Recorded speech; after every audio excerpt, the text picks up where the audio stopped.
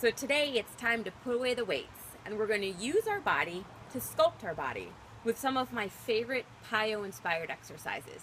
You should sweat and get that heart rate up, but leave feeling recharged, strengthened, and lengthened, and of course, amazing.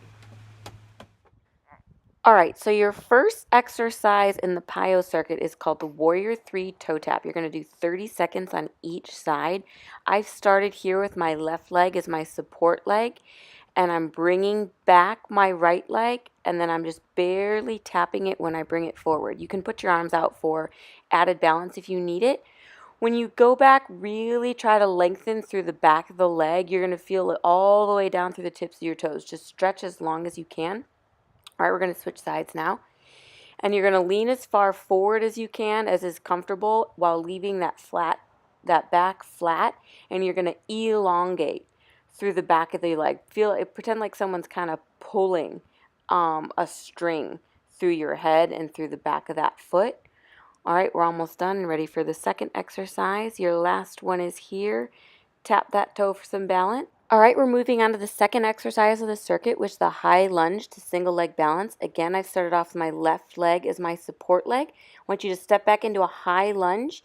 Use the muscles in that support leg to draw your right leg up, but then once your right knee is to your waist, I want you to activate your core and the muscles in that right quad to draw your knee up even higher, either to or past your waistline if you can, before sending it back into that high lunge. This is a great full body exercise for your core, which is especially great for your core and your lower half. All right, that was the last one on that side. Now we're switching sides. I'm using my right leg for my support leg, and I'm doing the same thing. So I'm really activating the muscles of that support leg to bring the left leg up to my waist, but then I'm activating my core and the quads of that left leg to draw the knee up past my waistline. To or past your waistline. Really, it's just as high as you can before sending it back to that high lunge. So this is great for stability. It's great for balance. It's great for developing your core and quad muscles. And you're doing great. It's great all around. Our third exercise is deceptively difficult. It's the Chaturanga push-up pulse to down dog. So what I want you to do here is come into a plank position. Draw your elbows in towards your rib cage and really work that tricep. So you're going to go down and do a Chaturanga, pulse 3 times before doing one final big push back into down dog. The down dog should feel really great here. You should stretch up through your back. You should feel the back down your legs, and it's going to give your triceps a break. A great way to modify this one is to obviously come to your knees or just hold that Chaturanga pose if you need to. I recommend coming to your knees so you can really pulse that tricep muscle and develop it. Here, I'm going to give you a better angle. Try to stay as flat as you can. You notice how in my plank, I'm not bringing my booty up or bowing or sagging my back. Try to stay as flat and plank-like as you can when you're in that Chaturanga. All right, we're back on the mats again for the fourth exercise, which is the 3-leg down dog to knee to elbow. And again, you're going to do 30 seconds on either side. So again, I've started with my left leg in support, and I'm going to push up into a 3-legged down dog. Really try to lengthen through the back of the leg, get full extension. Bring your knee to your elbow and extend your leg as far right as you possibly can. So it's really going to work your abs and your obliques, your transverse abdominis. This is a great exercise. It's very challenging. Again, if you can't extend that leg all the way out to the right, just bring it to your elbow and bring it as far right as you come. The more you do these exercises, the easier it will become. All right, we're switching sides now, and I've also switched positions so you can see it better. Again, when you're in that 3-legged down dog, it should feel really, really good. Push back with your shoulders and really take advantage of the break.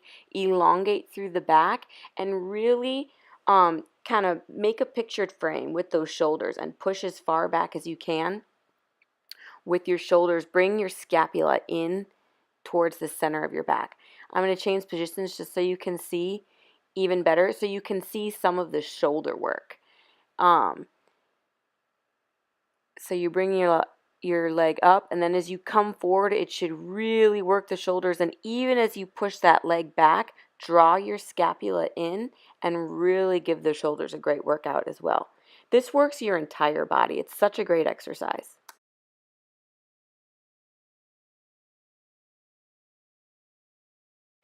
Our fifth and final exercise here is also a little bit challenging but very rewarding. It's the burpee. But notice here in the first few how I'm not going for speed. I'm going for form. I'm using very deliberate movements in this exercise. So I really want you to concentrate on that. Make sure you do a good push-up, push back up into plank. When you've found your balance in plank, I want you to bring your knees back into your elbows. I want you to stand up, and once you're on your feet and you found your balance, I want you to jump. I want you to concentrate on a good plank, making sure you have that diagonal line, your butt isn't too high, you aren't sagging, your back isn't bowing. You're doing a good jump. When you do your push-up, you're coming down so that your elbows are, breaking the plane and making that 90 degrees. If you concentrate on each individual element, it makes it go by faster. And you'll notice as you want to increase speed with your burpees that your form will also improve. Great job. Now rest for 1 minute and repeat this video 2 times for a total of 3.